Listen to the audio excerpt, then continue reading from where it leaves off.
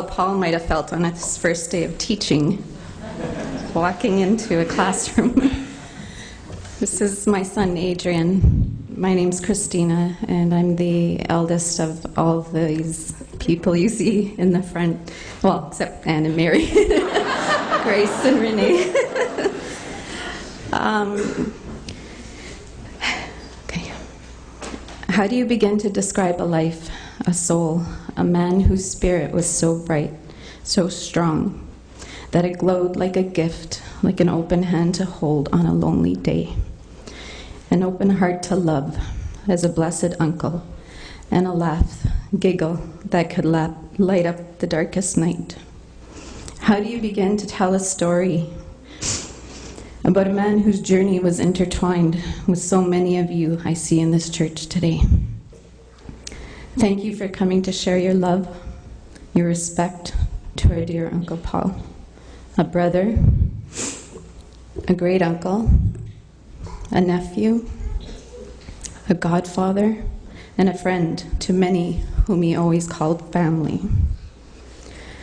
Our Uncle Paul was like a good story that you could never imagine ending, a book that you never wanted to put down, filled with chapter upon chapter of adventure, travel to other lands, stories, practical jokes, and memories.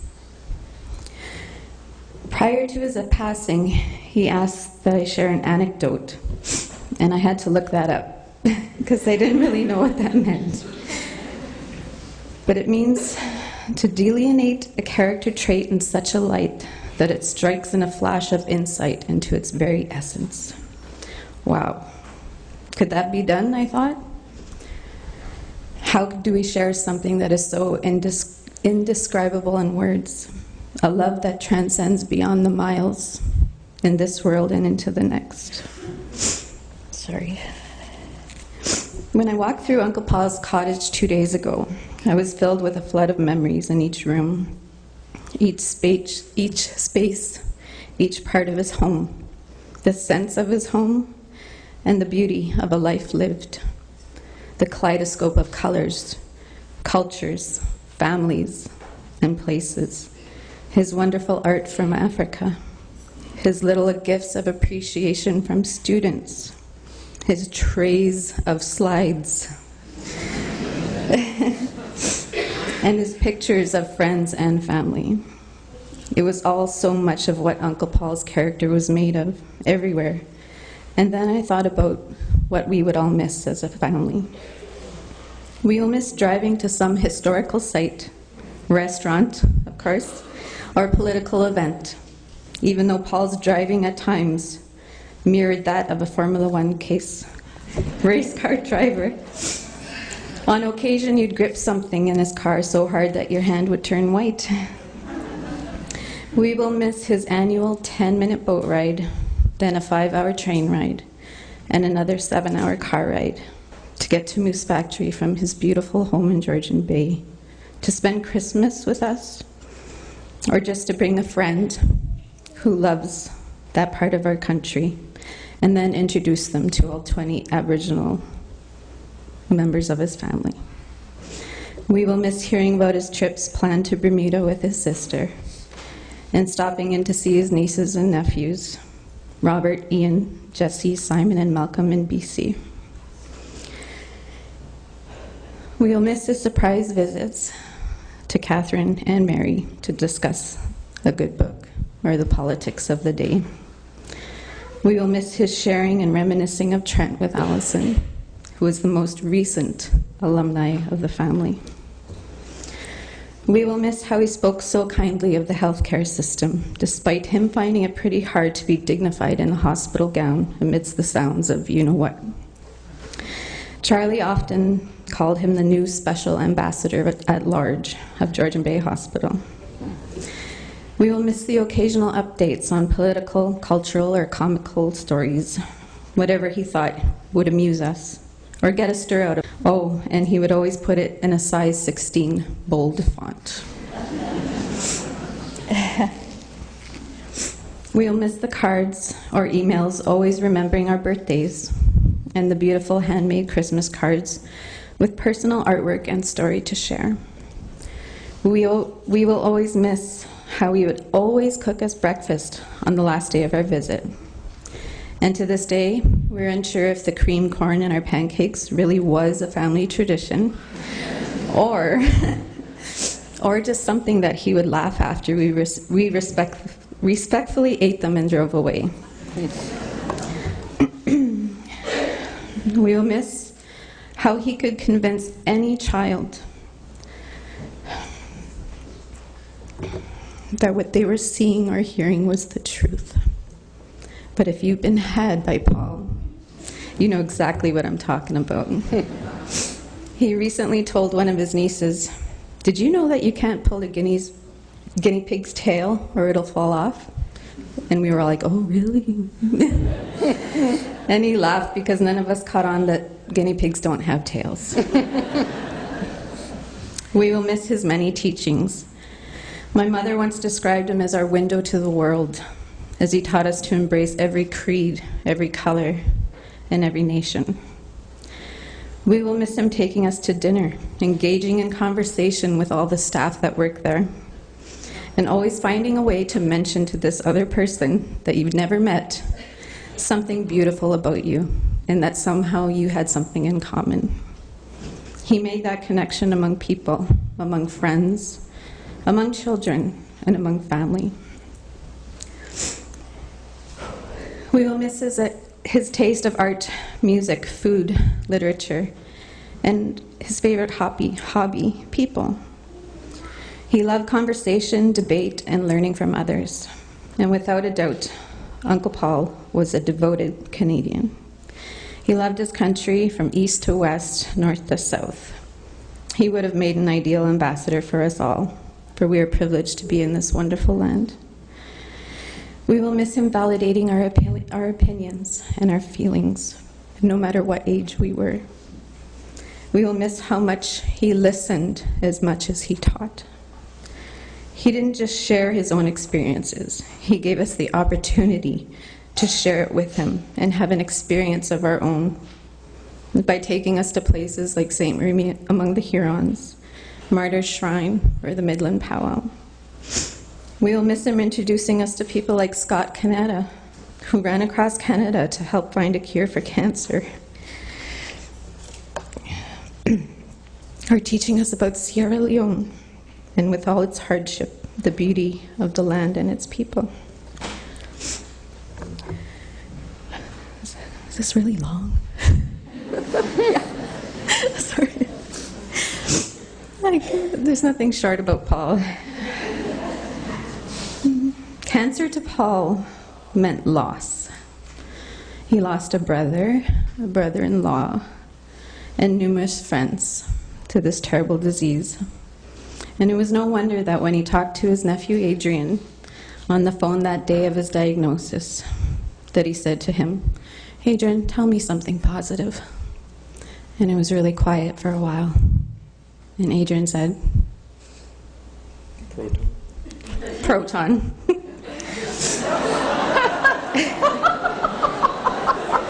Proton.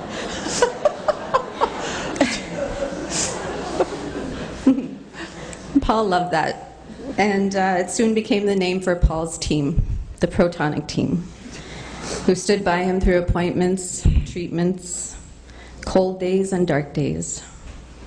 Angels on earth, like Charlie, Celia, Paulette, Neil Evans, Bill, Anne, Mary, and so many more that I wish I could recite eloquently. Had he been here today, he would have me thank and write each one of your names down. And he would give you credit for having been a part of his life, as difficult as it was. I think that we had him here a little longer because of all the love that you gave, the way you cared, and sometimes even the way you may have had to persuade him. On that night that he left us so softly and tenderly, he took your love with him. To his sisters or aunties, who he described as attentive, passionate, helpful, and beautifully combustible when together. That one tear he shed as he took his last breath was for you, and it was for those angels that he was about to see, and for those here on earth, too many to name. And if I close my eyes, I can see Uncle Paul standing at the water, watching the sun kiss the horizon.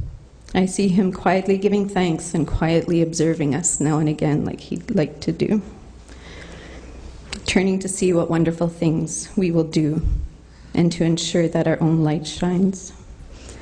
I know he will do this because he did not like goodbyes. I'm sure many of you recall him standing at his door, watching and waving until he could see you no more. This difficulty with goodbye, I am sure, is what fueled him to plan this funeral. Almost the last detail, from the music to the people speaking.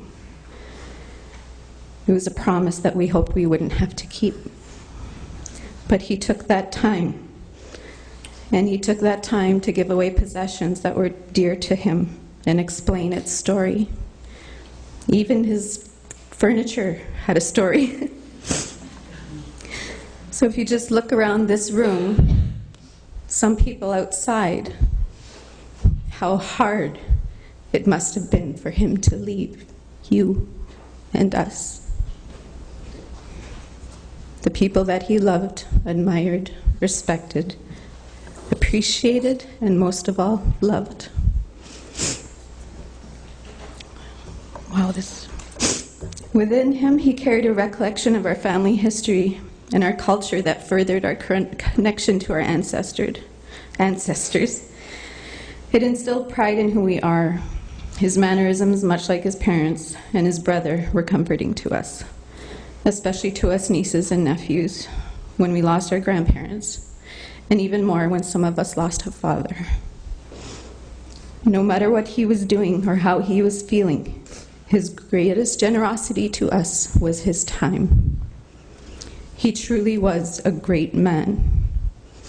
And now all that he loved is in the hands of today's generation of family and friends. How will we define ourselves now that the great storyteller has passed? The truth is, we are a descendant of him. And it's time for us to look at that path he walked.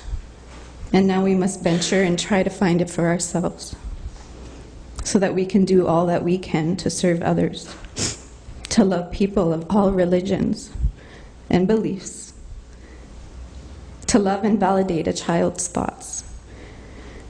And if we stay strong, we have a chance to take the gift of him and use it to bring goodness in this life, because he believed in us so much.